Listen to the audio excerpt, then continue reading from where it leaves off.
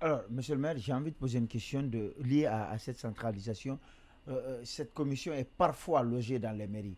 Est-ce qu'il peut arriver un moment donné où tous les membres de la commission de centralisation rentrent chez eux et que ces PV se retrouvent sécurisés uniquement par les agents de la police et de la gendarmerie? Je ne sais pas si vous avez déjà suivi le déroulement d'une élection, quelle que soit la nature. Vous savez, quand une élection se tient, il y a des représentants de tous les partis politiques qui sont conviés à être là dans les meilleurs moments. Plus les représentants de l'État, plus les représentants des organes en charge de l'organisation des élections chez nous, qui est la CENI. Donc, au commencement, tout le monde est là. On ouvre les urnes, on présente, de toutes les façons, les urnes sont maintenant transparentes. On les ouvre, après on les scelle devant tout le monde. Le processus commence. À la fin du processus, tout le monde est là. On commence le dépouillement. Souvent, le dépouillement est public. Le dépouillement se fait souvent à 19h, 18h. Tout le monde est là, oui. On fait le dépouillement. Même les électeurs peuvent y assister. Et chaque représentant du parti politique est là avec sa fiche. Une fois que le dépouillement est terminé, on dresse le procès verbal. Chaque membre, représentant du parti politique, prend une copie du procès verbal, soit par la photo ou par les autres copies qui se trouvent sur les papiers carbone. Chacun garde ça et les résultats sont centralisés vers les commissions de centralisation. Au niveau des comités de centralisation aussi, il y a la représentant des partis politiques qui sont là aussi pour veiller ce qui est sorti au niveau des urnes, est-ce que c'est ce qui est centralisé. Donc, c'est un processus qui est contrôlé par tous les partis politiques. Quand il y a tricherie dans les élections, moi je pense que ce n'est pas au niveau de la base. Il faut aller chercher, comme a dit Dr Diallo, il faut aller chercher les causes ailleurs. Sinon, à la base, les élections ont toujours été transparentes à la base. Oui, on aura le temps de faire une émission sur les élections. Moi, la question c'est, est-ce qu'à un moment donné, au niveau des commissions de centralisation, tout le monde s'en va après avoir travaillé la nuit et que ce soit que ces commissions de centralisation soient sécurisées uniquement par les polices et les gendarmes? Ben, c'est ça qui se fait. Alors, c'est ça qui se fait. C'est des policiers et des gendarmes qui sont au service de la commune. Qui sont au service de l'État. De l'État. C'est l'État qui organise les élections. Et du maire surtout. Non, qui ont été appelés par le maire, mais qui sont là, qui n'ont pas le droit d'accéder à la salle. Ils n'accèdent pas à la salle, ils ne sont pas là. Et les clés ne sont pas détenues par eux. Les clés sont détenues souvent par le président des centres de centralisation. Souvent, merci beaucoup. Oui. Sur la question, je donne une solution toute simple. Après la centralisation, par exemple dans les bureaux de vote, où il y a les représentants de tous les partis politiques prenant part à l'élection, on part à la centralisation, par exemple, au niveau communal, où il y a la présence des représentants de chaque parti. Qu'est-ce qui empêcherait, par exemple, si on veut la transparence des élections, après le dépouillement, après le décompte, après la centralisation, après avoir établi les procès-verbaux, qu'on donne des copies identiques à chaque parti ayant participé aux élections et qu'on donne la même possibilité à ces représentants de venir déposer ça au même lieu de centralisation, par exemple au niveau de la CENI, et que ce dépouillement se déroule en présence de tous les représentants de tous ces acteurs clés. Et qu'à la suite, qu'on donne les mêmes procès-verbaux, copies identiques à chaque parti ou à chaque représentant de parti qui ira aussi déposer au niveau de la Cour constitutionnelle.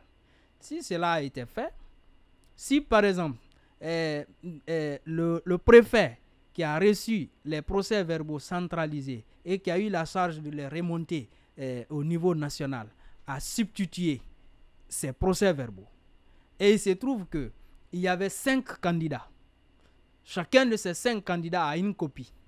Et que la CENI a reçu les 5 copies des différents candidats. Au niveau de la centralisation, si on se rend compte que les résultats remontés par le représentant de l'État s'écartent des résultats réels, c'est facile de contrôler. Et si à ce niveau encore, après cette centralisation, chaque parti avait la possibilité de déposer une copie du procès verbal à la Cour suprême, ou comme c'est le cas actuellement, ou à la Cour constitutionnelle, comme c'était le cas, la Cour constitutionnelle avait plus de facilité de vérifier. Parce que sur 5 procès-verbaux, si vous voyez que c'est un seul qui s'écarte, les autres sont identiques et que chacun des parties a signé sur ces procès-verbaux, c'est facile de contrôler. Donc, c'est pourquoi je dis que c'est une question c'est un problème général, et c'est une question de mesure générale et aussi qui demande une volonté politique générale en vue de sécuriser les élections. Aujourd'hui, cette année, lors des élections, j'étais dans les groupes parce que j'ai vécu longtemps au Sénégal, c'est là-bas que j'ai fait ma thèse. J'étais dans des groupes où les résultats étaient remontés à la même minute près. C'est-à-dire, dès que c'est affiché, il y avait un grand groupe où directement les résultats sont remontés. Donc, ça fait que vous êtes là, vous voyez, ça ne fait que monter. Et si vous prenez le cas de la France, dès la fermeture des urnes, vous voyez, on vous proclame les résultats. Donc, mais chez nous ici, ou dans la plupart des États africains, il faut attendre une semaine pour avoir les résultats. Là, ça cause problème. Donc, c'est pour dire qu'il faut vraiment revoir la situation de façon générale sans se focaliser sur un seul aspect. Sinon, on peut régler cet aspect, mais s'il y a d'autres goulots d'étranglement, le problème n'aura jamais sa solution. Alors, on aura le temps de parler d'élections. Il y a aussi la question de la justice qu'il faut régler parce que c'est elle qui tranche en dernier recours, pas que les mairies. Alors, monsieur le maire, quel est aujourd'hui l'impact de l'installation de ces délégations spéciales sur le déroulement du chronogramme de la transition? Écoutez, nous avons tous écouté le discours du président de la République au soir du 31 décembre 2023, où il a dit que cette année, il y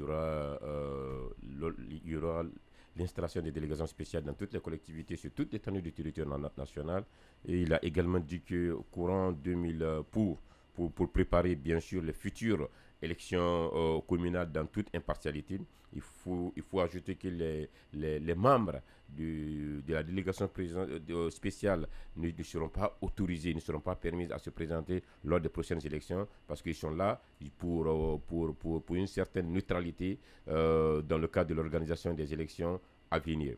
Donc il a dit que pour mieux préparer l'organisation des élections communales, il faut mettre les personnes neutres, les personnes qui ne seront pas partant lors des prochaines consultations pour accélérer le processus de retour à l'ordre constitutionnel. Il a également dit que courant 2024, il y aura l'organisation des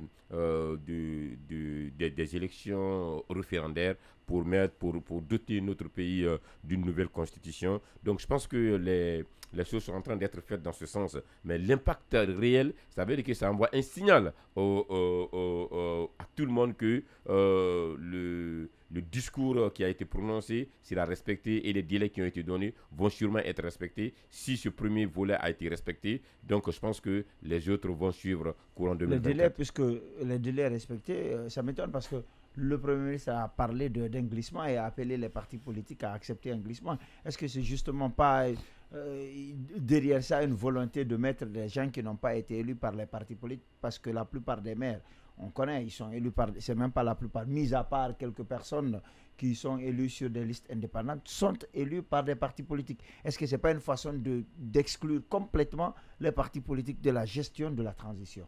Non, mais écoutez, moi je pense que quand nous prenons aujourd'hui le premier organe de la transition, qui est le Conseil national de la transition, tous les partis politiques sont encore, la plupart des partis politiques ont envoyé des noms pour que leurs représentants figurent au niveau du Conseil national de la transition. Cela ne fait pas de débat. Et c'est une constante qui est là. Les partis ont envoyé les listes et certains membres des partis politiques ont été retenus comme membres du Conseil national de la transition. Et c'est au niveau du Conseil national de la transition que la plupart des grandes décisions par rapport au retour à l'ordre constitutionnel sont votées et adoptées. Donc le chronogramme de la transition a été soumis à l'appréciation des conseillers nationaux de la transition. Et au niveau bien sûr que au niveau du recensement général de la population, le ministre du plan et de la coopération s'est présenté devant les conseillers nationaux de la transition pour dire ce qu'il fallait dire devant les représentants des partis politiques Moi, je pense qu'il ne faut pas qu'on essaie de polémiquer surtout. Donc, on ne sommes qu'au mois de mars. Rien n'exclut que d'ici la fin de l'année 2024, l'État ne va pas accélérer les choses pour qu'au moins il y a 2 élections, une élection pour doter notre pays d'une constitution et pourquoi pas une élection locale. Quand le Premier ministre parle de transition, de glissement, il n'a pas parlé de quel type d'élection. Il n'a pas dit que ce sont les élections communales qui vont être soumises à un remaniement, à un léger glissement ou la mise en place des élections législatives ou de la présidentielle. Donc nous sommes au mois de mars. Je pense que les autorités de la transition sont à pied d'œuvre pour faire en sorte que les 10 phases du chronogramme de la transition puissent être respectées. Le premier déjà est en phase d'être respecté parce que les délégations spéciales sont installées et c'est une course contre la montre. Comme vous l'avez dit, la loi ne leur donne qu'un délai de 6 mois. Donc attendons de voir au-delà de ces 6 mois qu'est-ce qui va advenir. Docteur. Sur la question de l'impact de la mise en place de ces délégations spéciales sur la transition, cette mise en place peut avoir un impact positif comme un impact négatif. Par exemple, impact positif. S'ils s'inscrivent dans la logique de faire accélérer les choses ou de bien faire des choses, il y a des recensements de la population qui sont indiqués. Et les délégations spéciales sont à la base, donc on peut bien contribuer dans ce processus.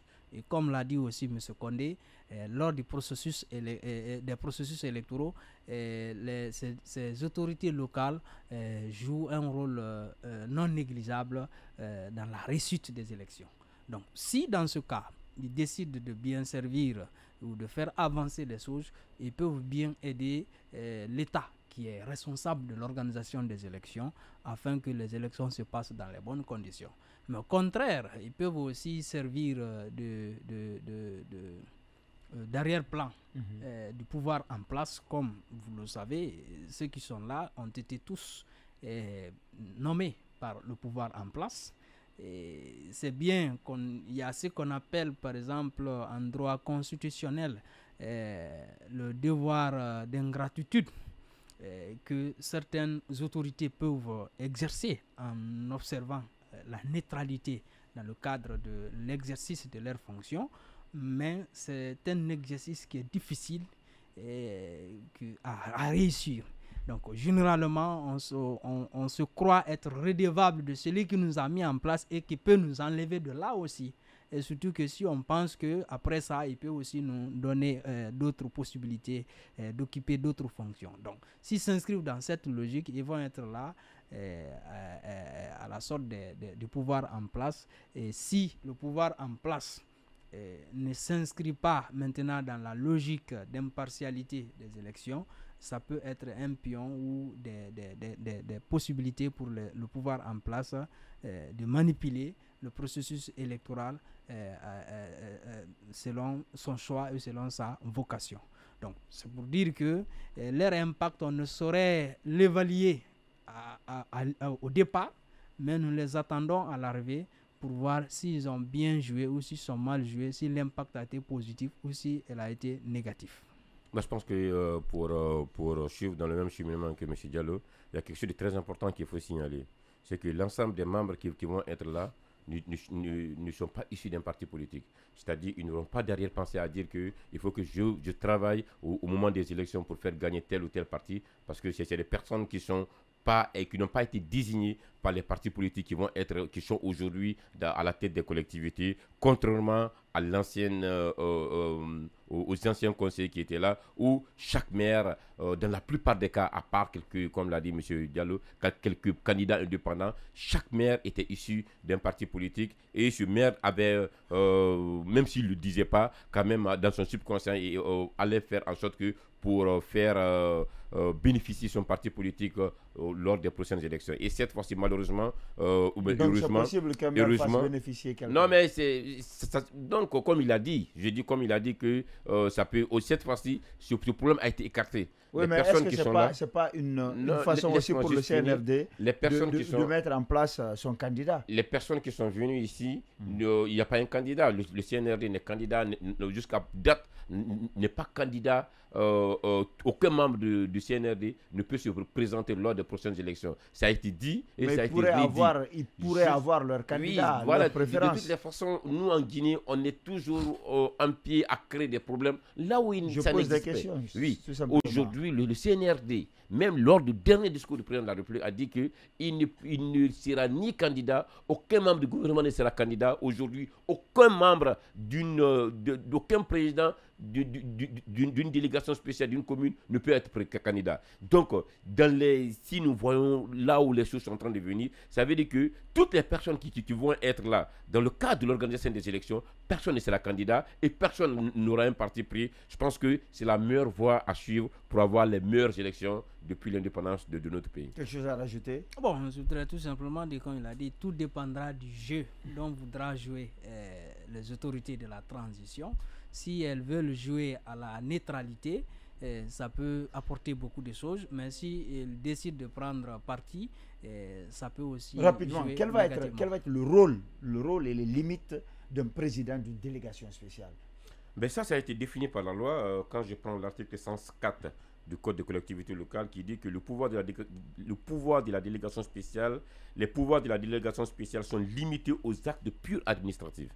Ils sont là pour les actes purement administratifs. La délégation spéciale ne peut pas engager les finances de la collectivité. C'est-à-dire, si une délégation spéciale est venue trouver que le maire a déjà voté un budget, il ne peut pas engager la totalité du budget de cette collectivité. Une délégation spéciale ne peut pas voter un budget. Ce n'est pas dans ses vocations. Il ne peut pas voter un budget. Et le président de la délégation spéciale aussi ne peut pas exercer un contrôle sur son receveur. Ce n'est pas aussi dans ses prérogatives. Lorsque le mandat d'une délégation spéciale s'étend sur plus d'un exercice, conformément à l'article 104 du Code des collectivités locales, on dit qu'elle est autorisée à engager les finances de la collectivité à raison qu'un douzième des prévisions budgétaires. Un douzième des prévisions budgétaires. Et puis, il y a une partie aussi qui est très importante. On dit que la délégation spéciale ne peut ni préparer un budget de la collectivité, ni examiner les comptes de l'ordonnateur ou du receveur, ni modifier le personnel de la collectivité, leur affectation, leur rémunération ou leurs conditions de travail. Donc, ça veut dire qu'un président de délégation spéciale a un pouvoir très très limité dans le temps. Mais la question que je vais vous parler de ne pas pouvoir engager la commune et tout ça, mais moi je vois dans leur mission, la première qu'on leur accorde ici, c'est élaborer et adopter le budget de vos communes. Ben, c'est contraire à la loi. Élaborer et adopter le budget de vos communes. C'est signé Elhadj Ibrahima Khalil Condé. Vous savez, c'est pourquoi je l'ai rappelé à l'entame de l'émission qu'il ne faut pas rappeler que le CNRD, après la prise du pouvoir, a prorogé les lois nationales. Donc les lois nationales restent en vigueur. Donc, mais si on compare cette lettre de mission à l'esprit du Code des collectivités, on voit qu'on s'écarte davantage de la décentralisation. Et c'est pourquoi j'ai dit la mise en place des délégations spéciales en soi n'est pas illégale. Mais le contenu que nous sommes en train, qu'ils veulent donner à cette délégation spéciale est illégal. Par exemple, comme il a dit, on dit les fonctions ou les prérogatives de ces délégations spéciales se limitent aux actes de l'administration courante. Je vais lire rapidement. Donc, ça veut 4 missions. Oui. La première mission, c'est élaborer et adopter le budget de vos communes. Deuxième mission, élaborer, actualiser et adopter les PDL, PTA et PAI. Troisième mission, mettre en œuvre les activités prévues dans les budgets PTA et PAI. Quatrième, recrutement des personnels des communes. L'essentiel de ces missions est contraire à l'esprit du texte, notamment l'article 105. D'accord. D'abord, on dit il ne peut pas engager le budget de l'État. C'est-à-dire la délégation spéciale ne doit pas voter un budget de l'État, de la collectivité. Lorsqu'elle est mise en place, elle doit exécuter le budget qui est déjà voté par le conseil sortant. Mais lorsque son mandat s'étend au-delà de ce budget, par exemple, on a mis en place une délégation spéciale au mois d'avril, il se trouve que le conseil sortant avait déjà voté le budget de l'exercice 2024, la délégation spéciale est autorisée à l'exécuter jusqu'au mois de décembre. Mais lorsque son mandat va au-delà, elle ne sera autorisée qu'à engager le 12e provisoire. Le 12e provisoire, c'est une expression des finances publiques, c'est-à-dire on prend juste les dépenses. Si nous prenons le budget de l'année écoulée, on prend juste le budget d'un seul mois de ça, que la délégation spéciale va mettre en place. Quand vous entendez la musique, on me dit que c'est fini. Est-ce qu'un citoyen rapidement peut porter plainte contre l'État pour violation de la loi par rapport à cette délégation spéciale? Non, il faut justifier de l'intérêt à agir. Lorsque vous avez de l'intérêt à agir, monsieur le maire, malgré votre calendrier chargé, d'avoir accepté de répondre à notre invitation. C'était ce qu'il fallait démontrer. Malheureusement, on est talonné par le temps. Rendez-vous vous est donné dimanche à partir de 18h pour décrypter l'actualité nationale du pays.